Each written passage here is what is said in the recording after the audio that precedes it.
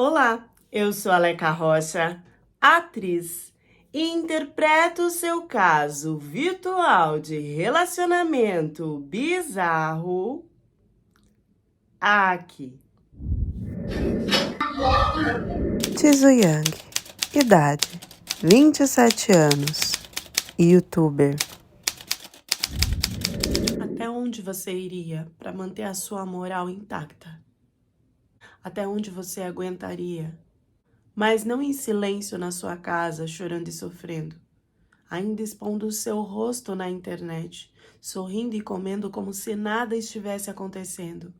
Por quanto tempo você aguentaria um homem puxando seus cabelos, te arrastando pela rua? São mais de 3.000 fotos sobre tudo que ele fez comigo.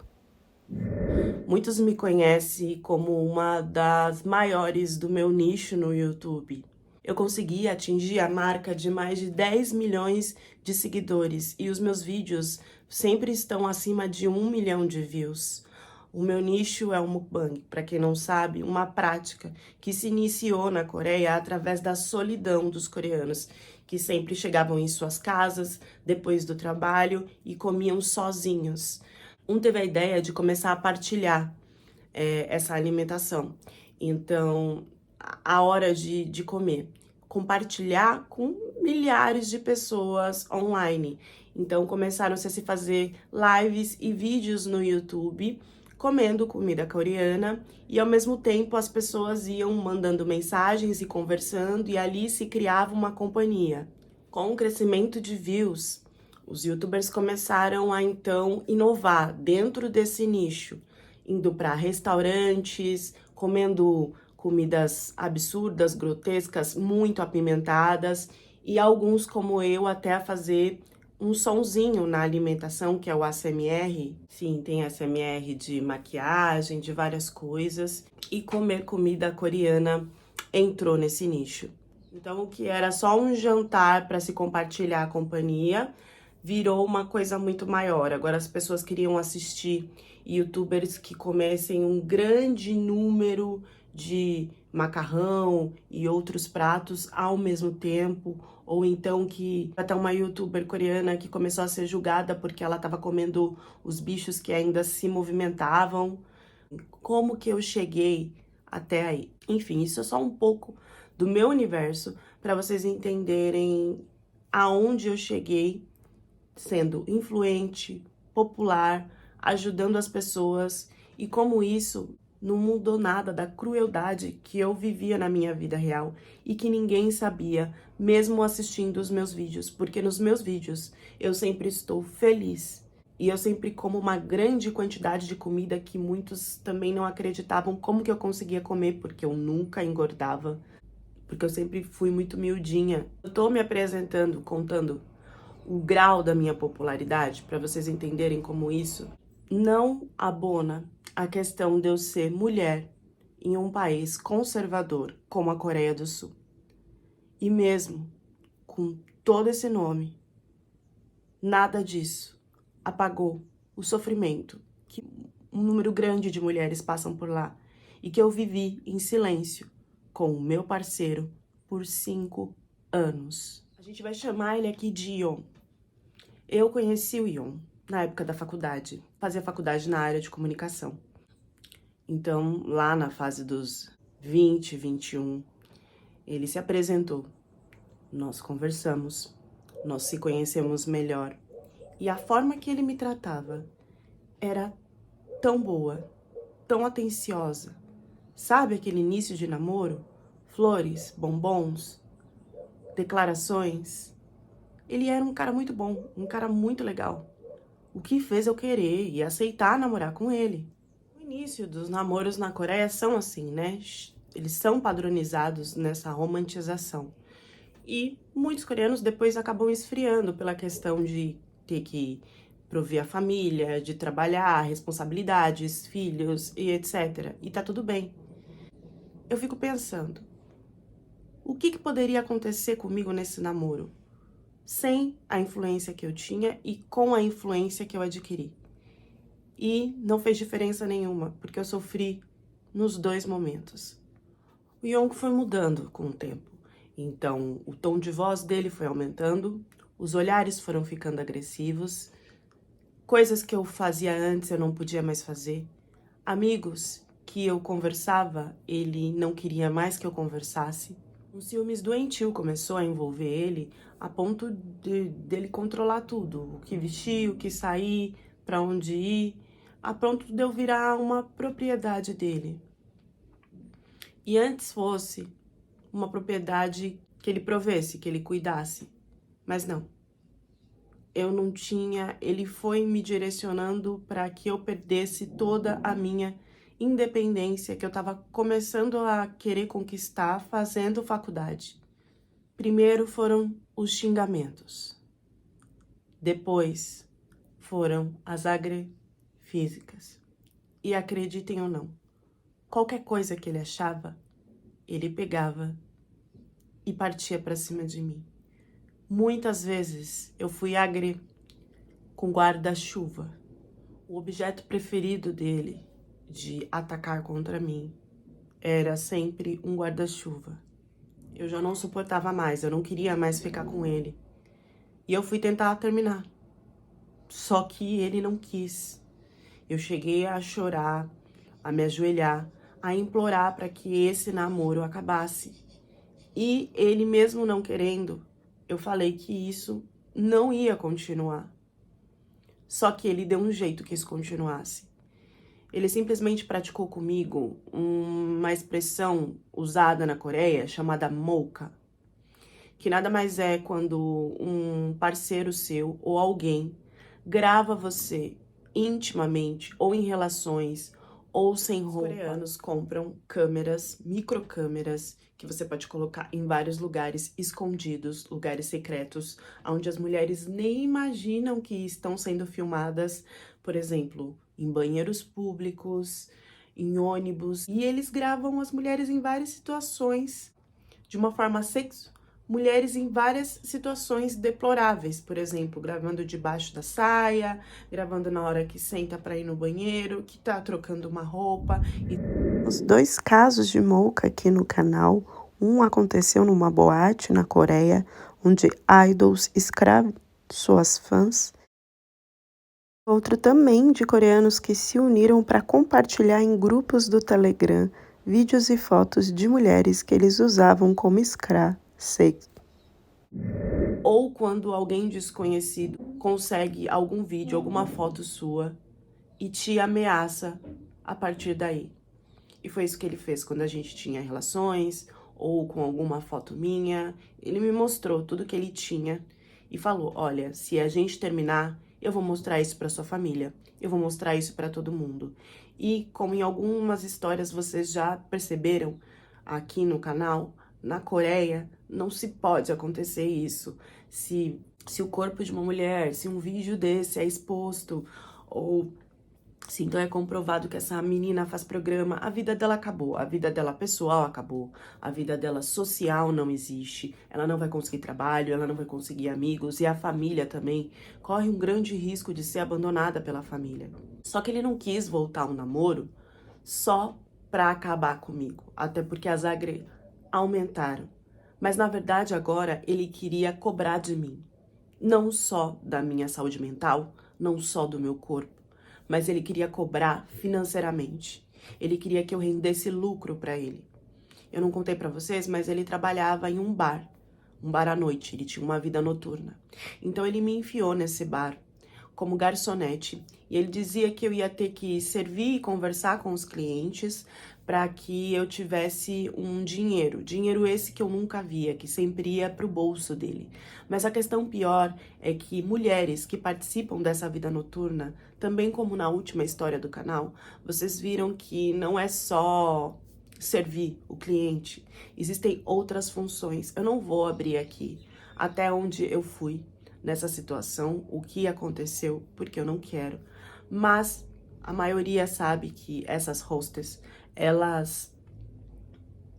Dentro dessas garçonetes existem as hostess, que são meninas que os clientes tocam, falam besteira e chegam aí até pra parte de prostituição.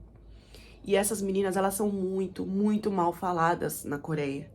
É como se você também não tivesse mais vida fazendo isso.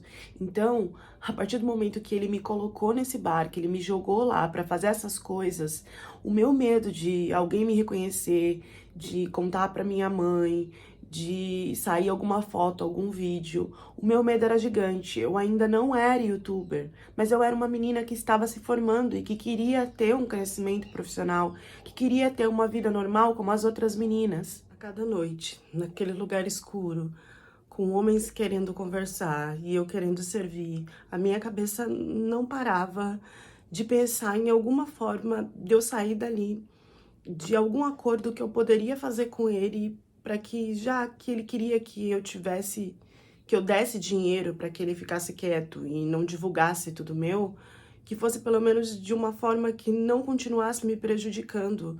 Eu já não tinha mais saúde mental. A cada segundo, a cada piscar, eu olhava para ver, sei lá, se não tinha alguém conhecido ou de repente alguém vinha me contar um segredo e eu achava que iria falar de mim.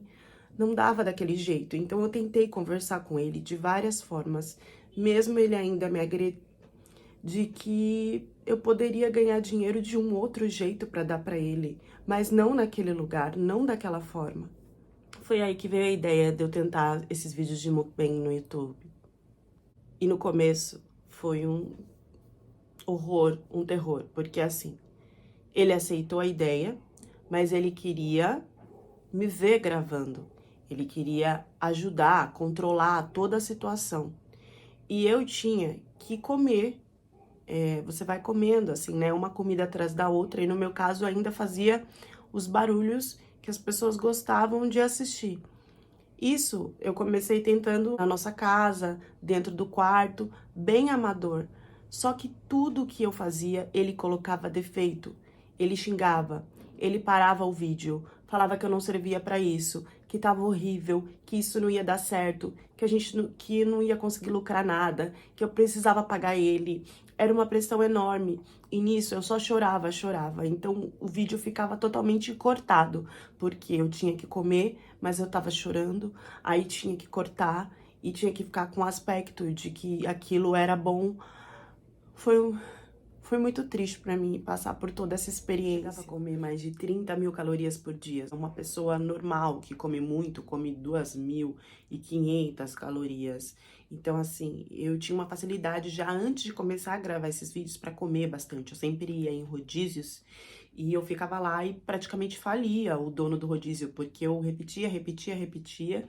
E saía de lá, assim, que não conseguia mais nem voltar naquele rodízio de tanta vergonha, de tanta coisa que eu comia.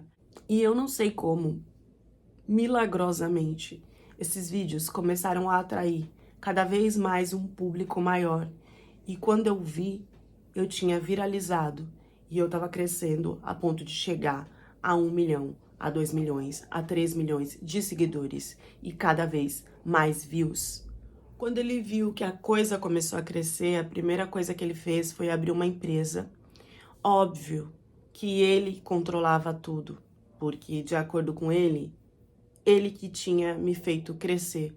Apesar de eu que aparecia nos vídeos, eu que comia, as pessoas que se simpatizavam comigo, na cabeça dele, tudo era graças a ele. Então, ele fechou um contrato onde ele ficava com 70% do que eu recebia e eu 30%. Só que esses 30% eu também não via. Por quê? Ele estava com todos os meus documentos, desde passaporte, tudo. E ele que controlava a minha conta no banco. Então, eu não recebia nenhum dinheiro. Todo o dinheiro ficava para ele. Em torno desses 5 anos, eu acredito que ele tenha recebido uns 4 milhões de dólares. As agressões não pararam. Pelo contrário, aumentaram. Elas aconteciam de 2 ou mais vezes no dia. E não só isso.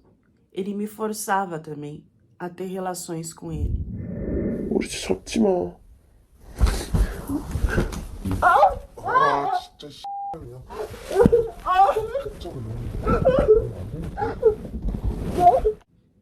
De uma forma muito cruel, ele me estuprou. Quase sempre. Mas o dinheiro do YouTube era pouco para ele. ele começou a enfiar marcas e patrocinadores sem que eu soubesse. Levava para um restaurante, para um bar, para comer, para gravar, e eu achava que era por causa do ambiente. E não, na verdade ele tinha fechado uma parceria com aquele lugar, e eu tava lá comendo e gravando vídeo falando que era bom, sem avisar as pessoas que estavam assistindo que aquilo era uma publicidade, que aquilo era uma parceria.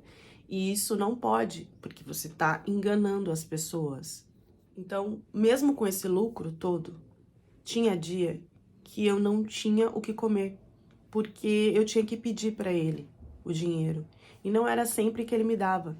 Então eu cheguei a ficar sem comida, sem nada para gravar. Tudo era direcionado pelo que ele queria fazer.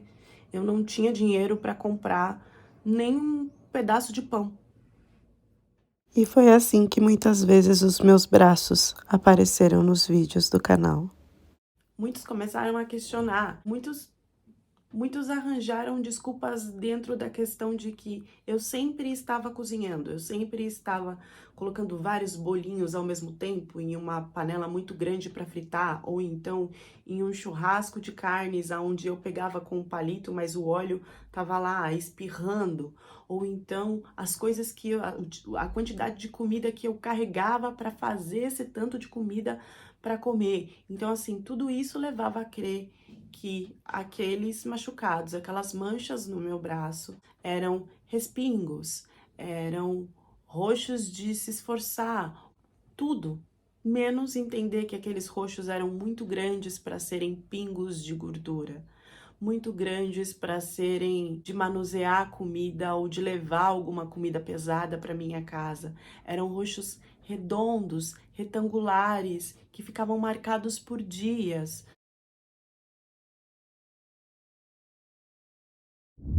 A história é pesada, não tem parte engraçada, então respira um pouquinho e enquanto você respira aí, deixa o seu like e o seu hypar, porque essa informação é muito importante para as brasileiras entenderem mais um pouco de como é a situação lá na Coreia quando se trata de relacionamento abusivo.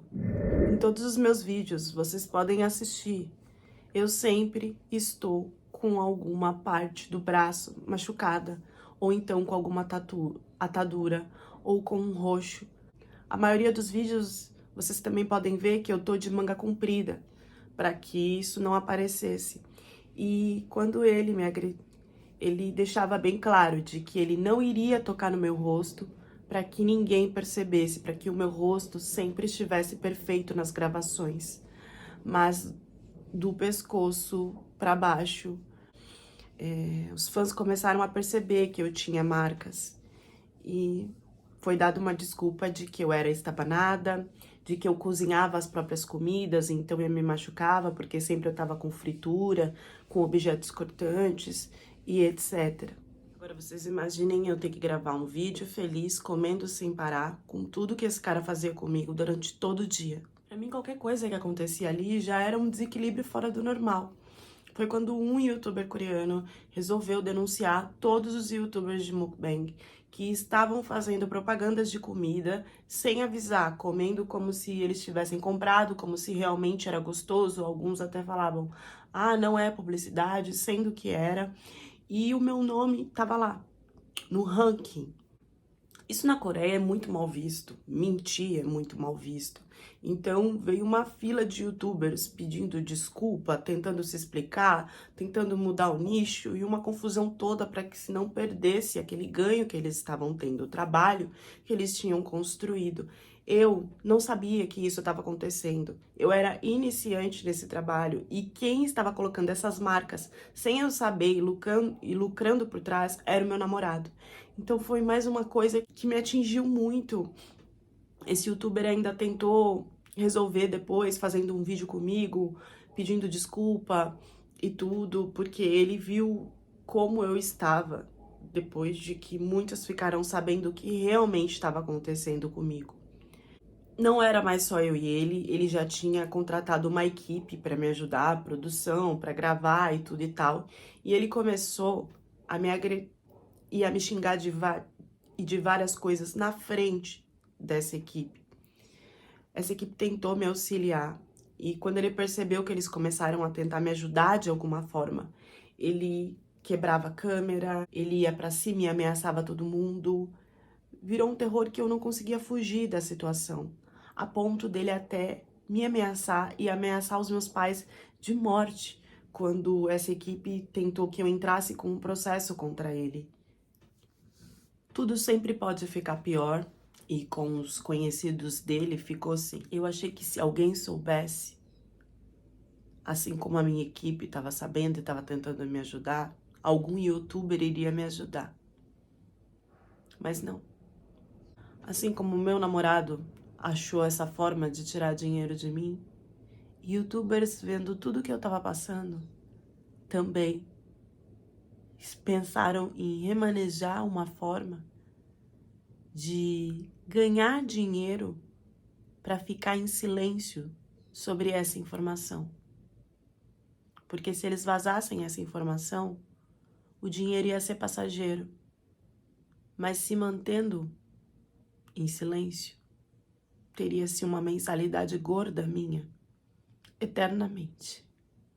Tinham 3 youtubers que falavam sobre ajudar vítimas. Um falava sobre ajudar vítimas na internet, o outro sobre coisas fakes. Todos eles expunham situações de famosos e de outros youtubers como se fossem os donos da verdade. E tudo o que estava acontecendo comigo e porque eu estava vivendo isso em silêncio, chegou no ouvido desses youtubers. E eles começaram, então, a pensar como que eles poderiam usar isso em prol deles, ao invés de me ajudar.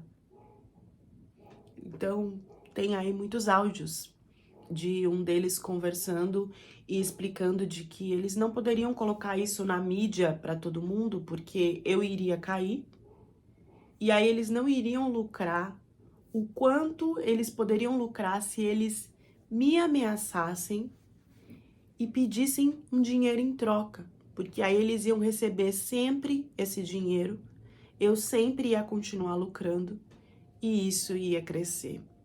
Chegaram até a pensar que eu processasse eles, mesmo assim, calculando, eles ainda iam ganhar um dinheiro a mais do que pagar o processo perdido. Então, que valeria a pena segurar e ir me ameaçando de mês em mês para que eu pagasse um dinheiro para que eles silenciassem sobre a situação.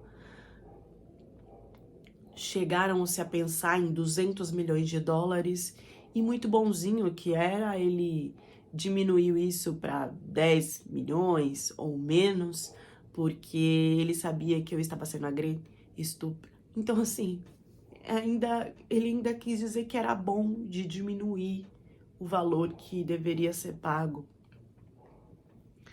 Esse áudio é absurdo, porque eles estão tentando ver como que se pode, ao invés de denunciar o que estava acontecendo comigo. Não sempre um homem, mas sempre um homem. Mais uma vez, a minha equipe me conectando com advogados, eu tentei processar ele. E agora eu fui mesmo, pela primeira vez. E ele silenciou, tremeu na base e aceitou o acordo de devolver uma parte dos 4 milhões que ele tinha roubado de mim. Mas isso não durou nada.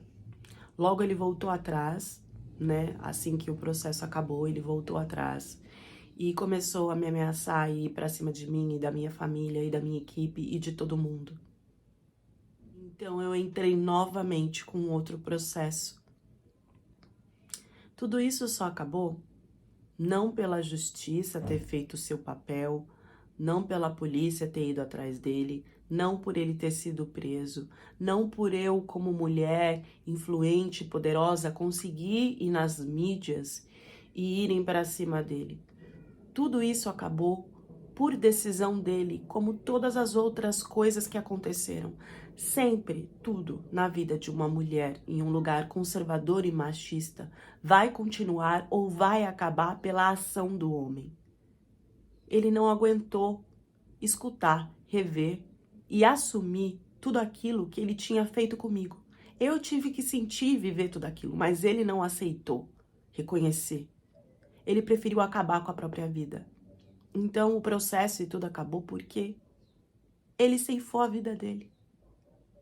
Não porque ele estava errado e tinha que pagar.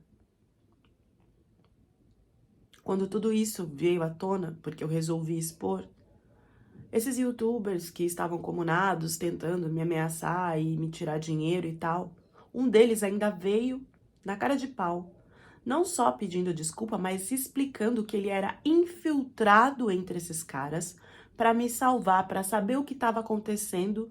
Ele fingia, então, toda essa situação.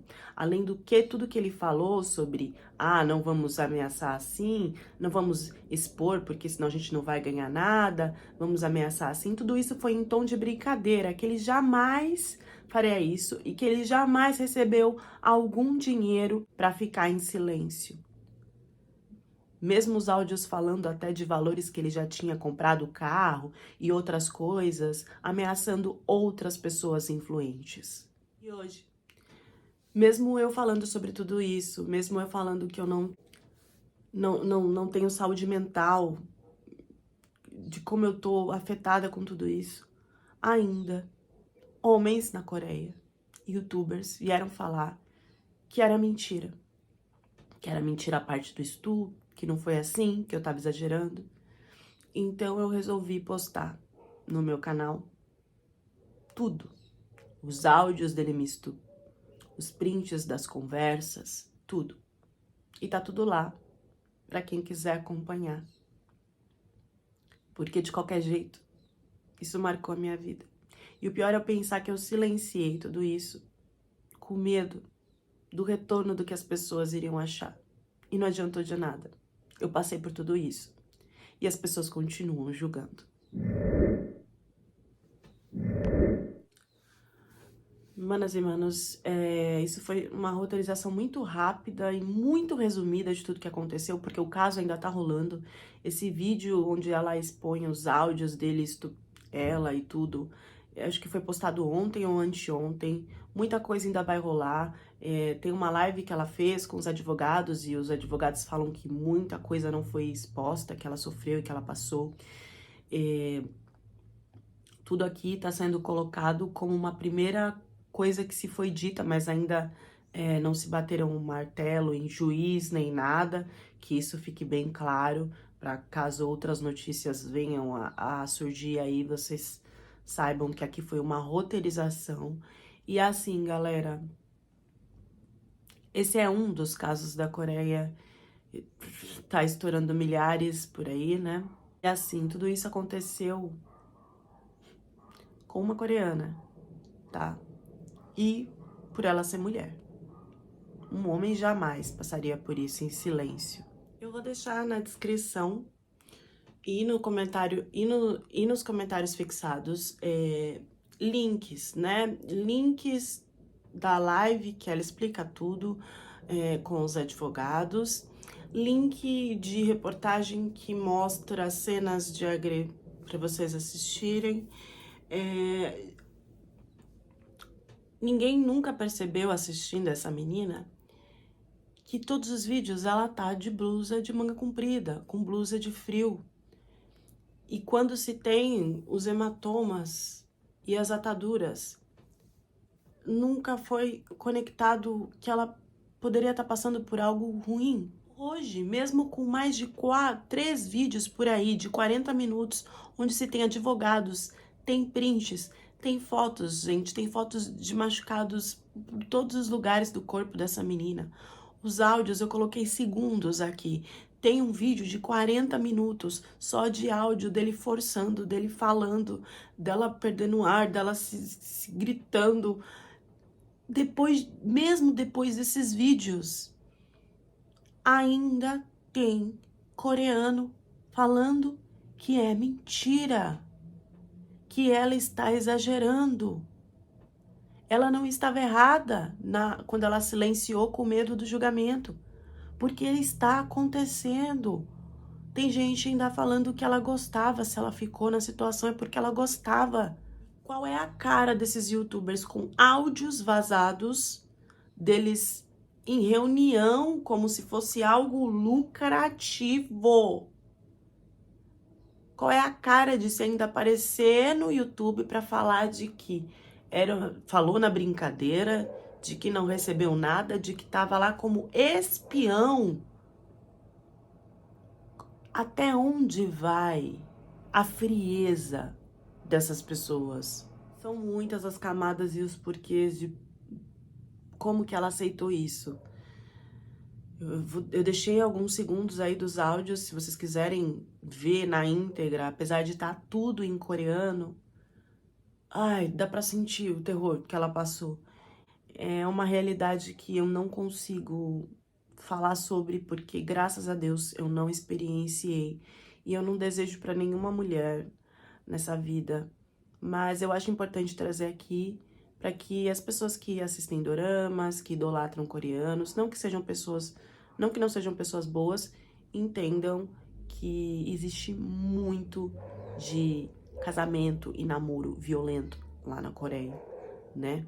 E pra gente tomar cuidado e ficar sempre alerta a essas situações. Deixem as reflexões de vocês nos comentários e até a próxima história do canal.